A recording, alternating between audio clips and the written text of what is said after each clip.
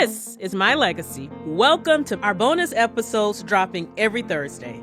Today, more from our interview with sports journalist and truth teller Jemele Hill and her husband Ian Wallace, featuring moments you didn't hear in the main episode. Let's jump right in. Even though she's the one who said, I love you I first. did not say it first. It was you. Oh, my goodness. So here's the story, and I think it was just a bit of a disconnect. Mm-hmm. We were in Dallas, and this was probably, maybe 4 months into meeting each other, and she was leaving out, and I said I love you jokingly, and she thought I was and really I took it serious. Is that she what wanted we're me to going be with? serious. No. He totally said it because I called my girl and told her, I was like, girl, he said he loved me or whatever. So yeah, okay. So you threw out a I love you as a joke. like love you. Context is everything. Okay. She was leaving for work, and we were playing house that weekend because we were in a long distance relationship. So it was just a kind of a funny thing. Well, I thought he was serious, and so it wasn't like him. I kind of had the same approach when we started to get to know each other. I wasn't looking for a relationship either. I wasn't looking to fall in love. Which I guess, again, since I'm giving out pro tips, another thing, usually when you're not trying is when it happens, right? And so neither one of us were in the space where we were looking for something super serious. But as we spent more time together, we just were having so much fun with one another. And the connection was really seamless. And, I knew for sure that I knew for sure that I loved you when we went to the ESPYs together. I think that was right around the time where I was just like, okay, this is a feeling that's not going to be going away because, we were dating, but we didn't put any boundaries necessarily. We didn't have that will you go with me conversation quite yet. So we were dating for almost a year by the time we had that conversation, which I will openly admit I was the one who introduced this conversation. It was me. I told him, he came to Connecticut to visit me. It was right around his birthday. And I said, listen, I don't want to play around anymore. I want you. I was smooth with it, I think. But Jemele is hard to read. So, while I knew she had feelings for me, it almost came out of nowhere. But I was happy. Yes, I told him, I was like, hey, I'm ready to do this for real. So, if you got some little situations you need to take care of on the side, you tell them their time is over. Okay. So I definitely was the one who broached and asked him about hey, I think we should try to do this for real and be in a relationship. You've said Ian makes you laugh and makes your spirit lighter. What does he do to make you laugh? Ooh, I get to snitch on him a little bit. Okay. Or brag on him, I should say. He has a tremendous sense of humor. Babe, you're really funny. You're very joyful. I mean, I could say the smallest thing and you're laughing. You have a lot of joy. I do, but you're funny. So it's not just that I don't laugh at everybody's jokes like that. It's you. So yeah, I am kind of fun. No, but he has a great sense of humor, a real zest for life. I mean, another one of our sort of common love languages is that we both like to travel. And so we spend a lot of our free time traveling to different places. He has an explorer and adventurous spirit, and it's really contagious and infectious. And, just in little things that he does every day, he likes to roast me quite a bit, which, and so I always find this to be, kind of funny and endearing. My husband is also super playful. I know women out there can identify with this, is that there is this thing that happens inside of a relationship where at some point your husband just wants to treat you like a younger sibling. They want to wrestle you. They want to I'm like, what? But here's the thing, Jemele. You act like you don't like it, but you like it. It's one of those things. He tickles me. I was like, okay. So, I mean, neither one of us grew up with, we have siblings, but we didn't grow up with them necessarily in our house, and they're not close in age. So I feel like you're getting all of that sort of older sibling energy out on me. But you like it. It is, well, I'll say this, and I think women can also relate to this, is they do it there's nothing you could do about it. But when they stop doing it, you're like, hey, what's wrong? Because you haven't tried to put me in a full Nelson today. I don't know what's going on. So, but yeah, his sense of humor, the lightness, those were all things that I love because, as you all know, especially when you're in the brand of media that I'm in, I talk about sports, of course, but I talk a lot about the intersection with sports with social justice, culture, gender, race. Those are heavy subjects. And I think because of what I talk about, a lot of people think that I'm a super serious person all the time. But he is able to tap into that lightness that I have and the fact that, yes, I am a joyful person and I do have a good sense of humor. And he has all of those qualities as well. And so it just adds a sort of a lightness to our relationship that is really endearing and important to me. People ask us a lot of times, all three of us, because like you just said, Jemele, the work that we do, and particular in this time, is so heavy. So it's very important to have the time and space to laugh, to make sure every day that you're finding something to laugh about, which I used to be more serious by nature.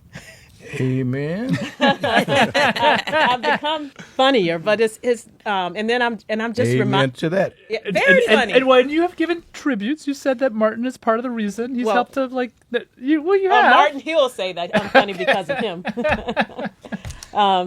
But it also reminds Martin's me. glowing to our listeners who can't see this one. He's not saying a word. He's just sitting there smiling. And even during the civil rights movement, I think people are surprised to find out that, first of all, that your father actually had a sense of humor. Yeah. And brought a sense of laughter and lightness to the house. And then even, amongst, people on the road with them, and they would find ways to laugh. And, Dad is seen as extraordinarily serious, but as a minister, I guess you're always bringing humor to life experiences. So while the public didn't necessarily see that, all of his colleagues, including, others who happened to be around would see that. And I guess it's, some of the things they joke about would make one think, you're joking about this? But if they didn't, I'm not sure how they would have made it through it. It's interesting because I think it was last year I was asked to be in a documentary about your father that focused on his relationship with basketball and about how he used basketball to connect with people. And I thought it was a great perspective and a great entry point into talking about his legacy. Because, it's sort of hard for people to imagine, Dr. Martin Luther King Jr. playing basketball. Yeah. And I think I made the joke during the interview, was he out there hooping in church shoes? What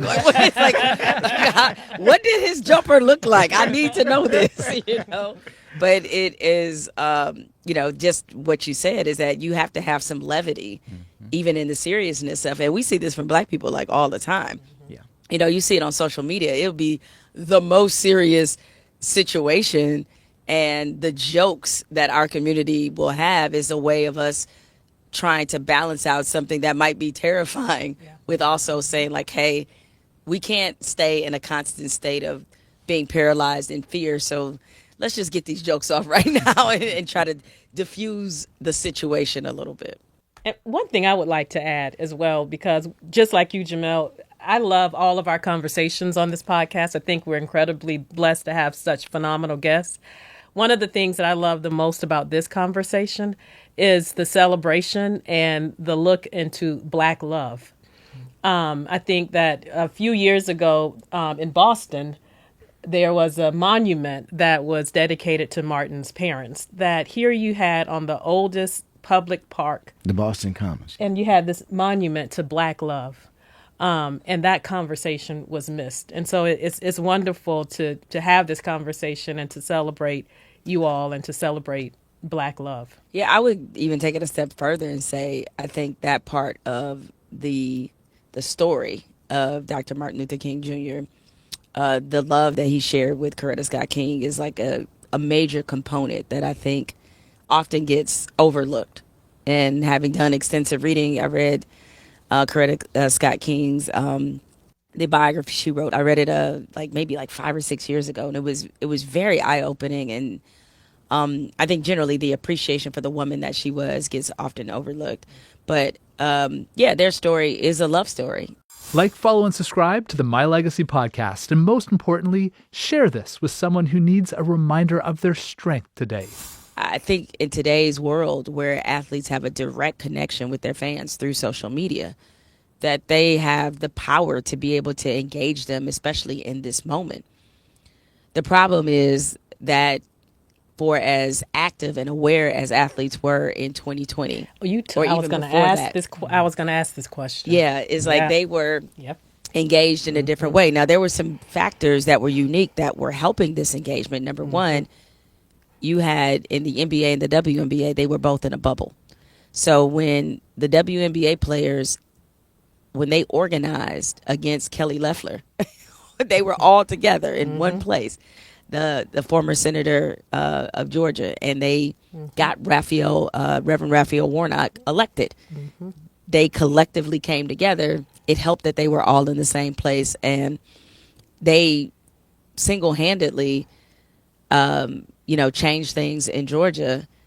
And more so, it is because we had the tie in Senate that Kamala Harris was, able to break with her deciding vote. That's how we got Ketanji Brown Jackson as a Supreme Court justice, is because of that. Because those athletes decided to put their voice and their power behind Reverend Raphael Warnock. That's how we got Ketanji Brown Jackson. So I say that to use that example so that athletes understand that they are sitting on an incredible amount of power, especially in this moment. And while in many ways it is often unfair to ask them to sacrifice for what they have, or at least put on the line what they have worked for their whole careers, because I bring up the Atlanta Dream, who were the ones that created that protest that went widespread throughout the WNBA. Kelly Loeffler was a owner of the Atlanta Dream. They were effectively turning a campaign against their boss. Okay, the person writing their checks. That could have turned out all bad for them. And we're talking about women who, as we have seen with their WNBA salaries, they're nowhere close to what men in the NBA make.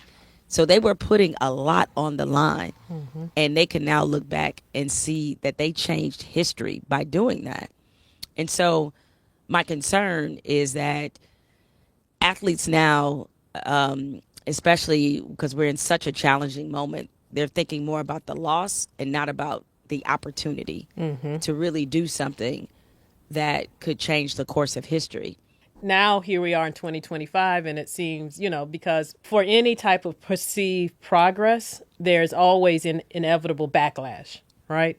So even now, whereas in, 5 years ago, you saw more engagement with athletes, it was safer, if you will, to do so. It was more, on trend. We're in a different era now. So what would you say to athletes that are maybe pondering how to use their voice and their power in now 2025? Well, I would say, again, I think it's always unfair to sort of ask them just because I know the work that goes into it.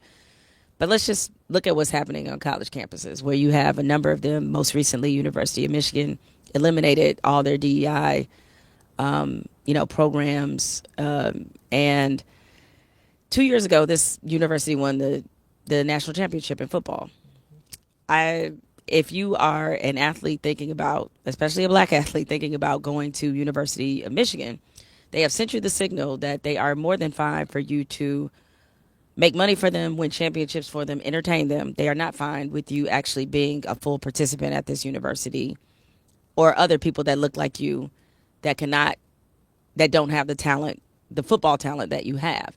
And that's never been a problem for America. I mean, you open, throughout our history, Americans have always been comfortable with black people entertaining them. Like, they've never, even through times of slavery, they've never not been comfortable with us in that position. So the question I would ask some of these athletes is, if that's the only value that you have to them, then how do you think that they're looking at the people who cannot provide the same value that you can? And I think it's a real moment for a lot of athletes to assess their relationship with these colleges and universities who are making it quite clear that they only have room for black people in a specific way. Because when they talk about DEI, even though we're not the main ones who benefit, and I realize that that's a fraught relationship, they use us as the poster child for it to get people to turn against it. And so I would love for these athletes to ask the question of like, oh, well, if I'm not good enough to be at your university and I'm not a player, then I'm not good enough to perform this service for you, right? Like you don't bring up DEI when it comes to football, that's for sure, nor college basketball. And these are billion-dollar industries. And with what's happening at the funding and more pressure being put on universities to capitulate to this administration, they need football and they need college basketball. So there's an automatic point of leverage. So all I know is that a few years ago, there was a running back at Ole Miss who was their best running back. And he told the school, I am not going to play unless you do something about that Confederate flag. And what do you think they did? They did something about the flag because they're not trying to lose any money through sports. They certainly aren't, donors. They put up these pretty buildings on campus because they love the sports teams. So there's an automatic leverage that these athletes have that they have to use. Do you find yourself studying activism as well? Because you talked a lot earlier about a lot of your inspirations and mentorships as it relates to journalism, your teachers. And since you've had such a very strong activist, whether it's intentional or not, and I'm curious, like, have you studied activism and sports or throughout your career? Yeah, it was organic, really, because the sports world often drags you into these things. It's like, I didn't know a Colin Kaepernick was going to happen, and it happened. And so then as these things, and he wasn't the first person to do it, but as these things happen, it's like you have to be able to build the institutional knowledge. Like, of course, like anybody, I was certainly aware of the legacy of Muhammad Ali and Arthur Ashe and Althea Gibson and Wilma Rudolph and Jesse Owens and Jack Johnson. Like I was aware of those things, but your job as a journalist is to be able to connect those things between what happened then to what's happening now. Because as much as we like to believe that these things are new under the sun, we just don't repeat. These things are not new under the sun. And as you all mentioned a moment ago, is that every point in American history where there has been tremendous progress, the backlash has far outweighed the progress that was made.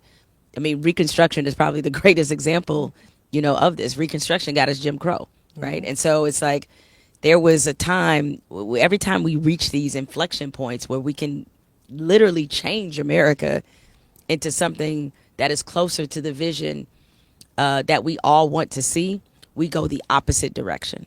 So as journalists, we have to make people understand that and also make them understand why does that keep happening. Our job is to provide context. And so that when somebody looks back on this time, they can understand what this time was like and what it meant. Because certainly I go back and read Ida B. Wells.